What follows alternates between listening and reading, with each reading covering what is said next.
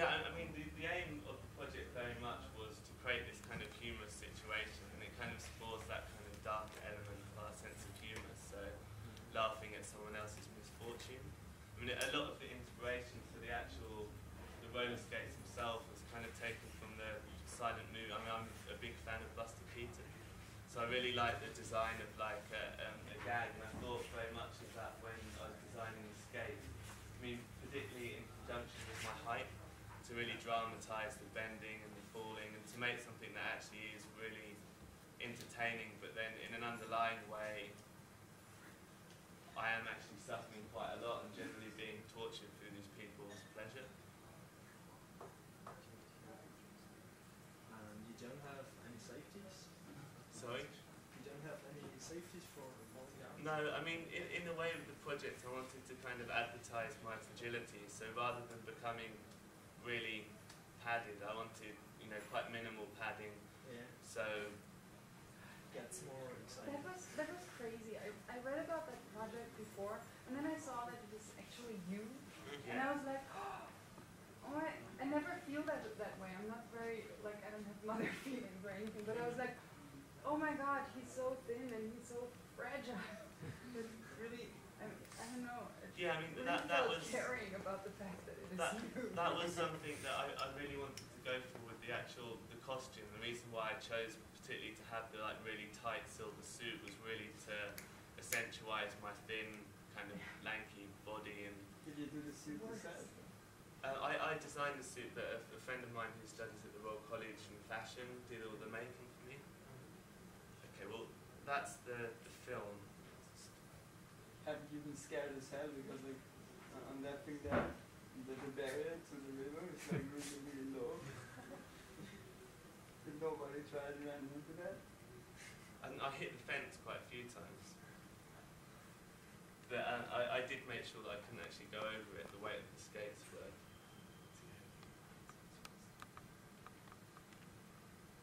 Do you ever feel that you would be ready to do a much more daring experiment with faster skates?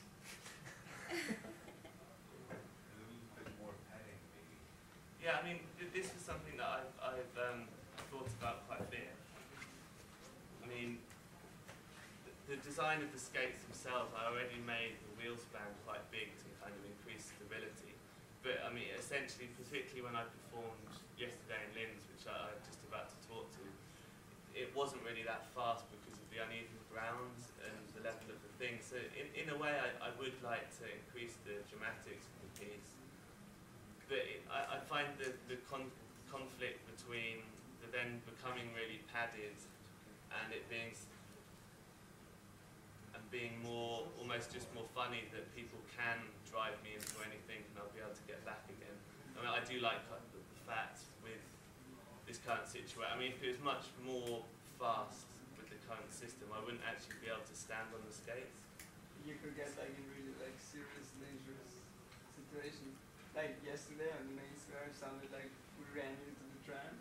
Yeah, I mean, this is my first performance that I did here at Arts Electronica. I was really unlucky. Within the first 2 minutes of being controlled, my wheel got caught in a hole and I went straight over and twisted my ankle. So this is my leg after the first performance here at Arts Electronica. Which I must say I was amazed at the Austrian hospitals for their efficiency. Again, here's the location that I've been performing at the Halfback. You can kind of see the crowds again, like the footage of the film that I showed at London South End.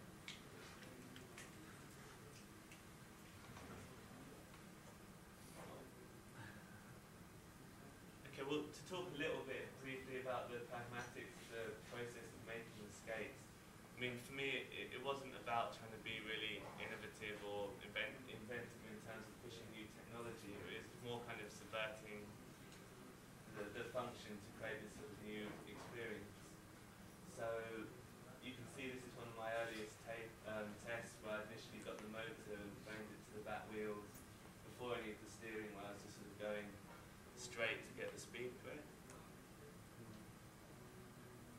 And yeah, that's actually my desk at the Royal College of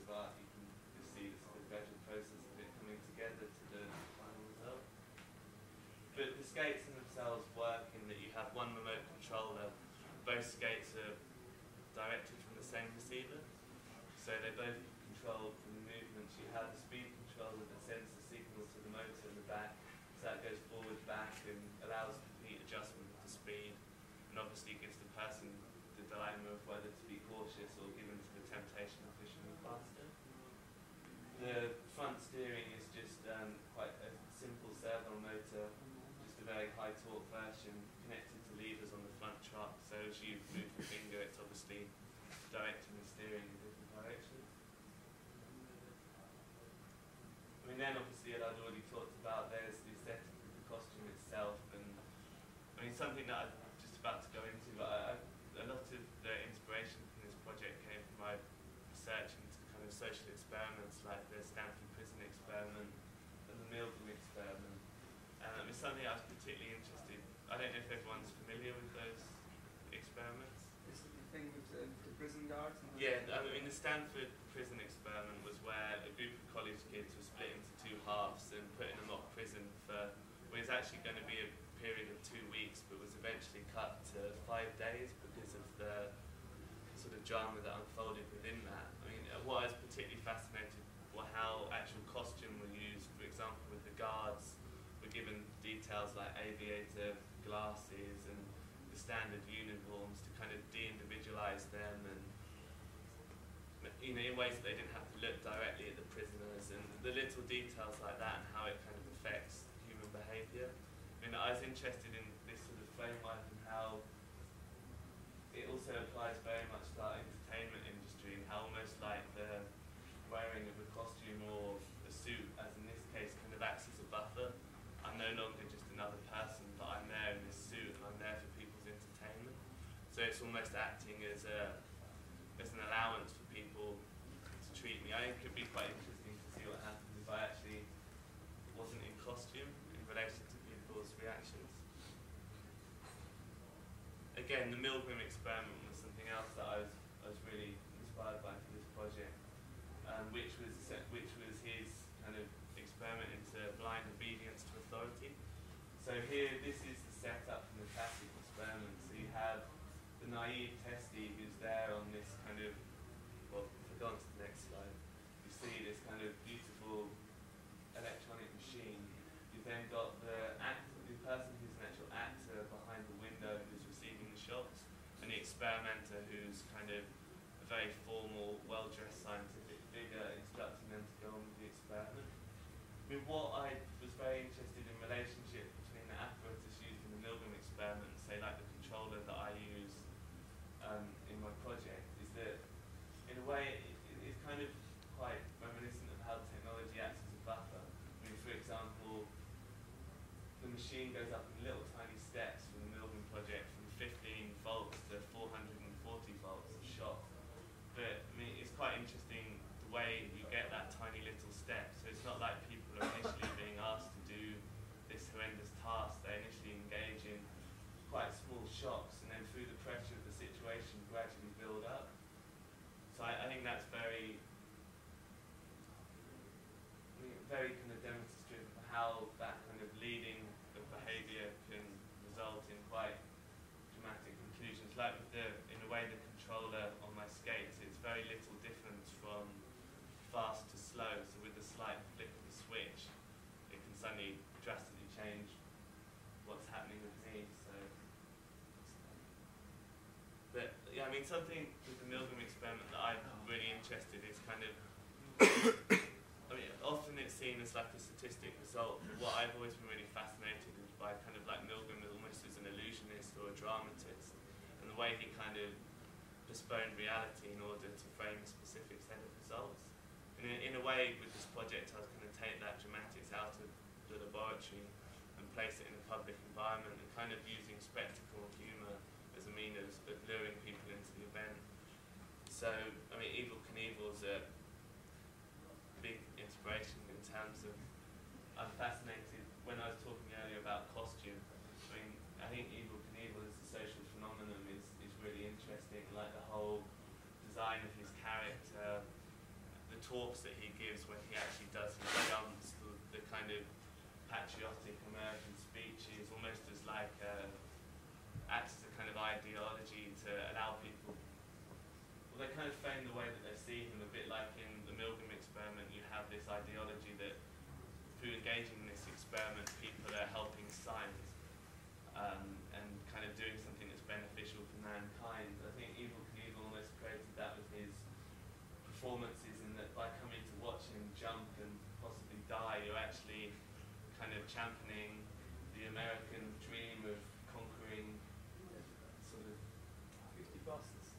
yeah, but I mean, I just find that kind of ideology quite interesting, and straight through how that's projected in his costumes with like the stars and banners. And I mean, obviously, with this project, I'm quite interested in obviously the framework that allows us to disengage from our current, well, our kind of standard ideas of morals and ethics and what you'd class as normal behaviour, and kind of move into what is in a way a fundamental human need of, to kind of live vicariously through the extremes of other people. So I mean, I find Evel Knievel fascinating in how so many people came to watch him, nearly die, and in a way he actually became far more famous for crashing at Caesar's Palace and for being in a coma for months. I mean, that's what launched his career from an unknown stuntman to being an instant celebrity. So I mean, that's something I'm particularly inspired by. So that's just, some more kind of the settings that allow us to laugh at other people's misfortune, and again, Buster Keaton. I mean, this is just some shots from the initial performance that I did at London South Bank, which you've always seen. Do you really think all of these people, they just want to see it fall, or want to see riding on? No, I mean, I think the majority of the people do end up making me fall and gaining pleasure for that. But some people are generally quite spooked by the experience of taking a controller. I mean, I think it would be misleading to say that everyone is instantly likely to make me fall. I mean, I've seen quite a lot of people almost backing off when they pushed it and seen me jolt. But it's kind of hard with the like parkour. Even if you're just like trying to get you through this, it's so hard. Yeah, I mean, it differs a lot, because on like a flat concrete surface like I was doing outside at Tate Modern, it's much easier to control the skates than when you were having a go at the Halfplatz yesterday. Just because, I mean, unfortunately, because of the steering system I've used and the wheels have no grip, if you're on a slope that's slightly angled, they kind of slide in relation to my body positioning well. So if you were on flat ground, you would be able to steer me easier if you tried. I was thinking even beyond like the complicating it, like, not every person is going to try to harm you. Yeah. Not, at some point in their relationship with you or alcohol, they might be likely to harm you more or less. Like, yeah. So the first day I saw you, if I grabbed a hold of it and used it, and I had been drunk, I might try to hurt you. But at that event, like, I wouldn't at all, because we hung out. So Yeah, definitely. I empathized with like the fact that your ankle was hurt. But yeah, I mean, according to the Milgram experiments, I mean, where does something like alcohol play into that? Because alcohol, like, people say unscientifically, right? It like removes your taboos. But, Yeah, we don't really know what it does. Yeah. In your psychology completely. But if it removes your taboos, then it just means you are a bad person, kind of on some level, and you're hiding it. Yeah, I mean, in a way, it's kind of what I've been trying to do without the use of alcohol. So through kind of the setup of the costume and the situation, it's like how you can distance people from their normal taboos and allow them to engage, almost lead their behaviour to kind of behaving badly in a sense. But do you think that they're being influenced by being in a crowd and not being on a one-to-one? I do think the crowd has a big effect on the person controlling. I mean, the mentality of the rest of the people around and the social forces they place on the individual, I think has a big effect on the way they treat me. In what sort of way? Are they better? Well, are they? I know. I mean, it's a very stereotypical answer, but I do think that I have witnessed through doing this and watching the film, people kind of conform to the social pressures around them, and also the atmosphere of the event. If everyone's being very timid and scared, it takes a bit more courage for someone to come up and just suddenly start going around. Whereas if everyone's already gaining quite a lot of pleasure from me falling and getting back up, and there's laughter and escalates and it'll carry out on and on in that regard. Well, remember when we were playing soccer the other day and everyone was just kicking the ball at me? Yeah, I mean, I was thinking very much. You won, like, Yeah, like because they could tell, sort of like Evil Knievel, that I was enjoying the challenge and sort of showing off that like you could kick it as hard at me as you wanted to, and Yeah. I wouldn't move out of the way on Yeah. purpose. You almost allowed us to sort of say, "Come on, challenge me." Yeah, and I wonder if you kept like just put on like the biggest smile you possibly could, despite the torture, you know, of like, I guess in this case it would be particularly hard, but that would definitely escalate it too. Is maybe people could justify that you were enjoying it, that you were kind of getting a masochistic pleasure from it. Yeah, I mean, it's interesting because one of the things about the Milgram experiment was the variations that he did. I think in the end he did something like 25 different variations to prove that set conditions could completely alter people's reaction. So like in one of the experiments he did, I think he actually had a person in the, like who was getting electrocuted who actually said that they wanted to go on the experiment. The experimenter terminated it halfway through and said, no, this is unethical. And the guy sitting there was like, no, come on, I want to prove that I'm a man. I want you to keep going, like I'm enjoying this. But no one did in that situation. Like no one would actually go along with this guy and keep shocking him. So do you, I mean, what is the common notion, almost the like rural notion or something, that the Milgram experiment proves people are bad?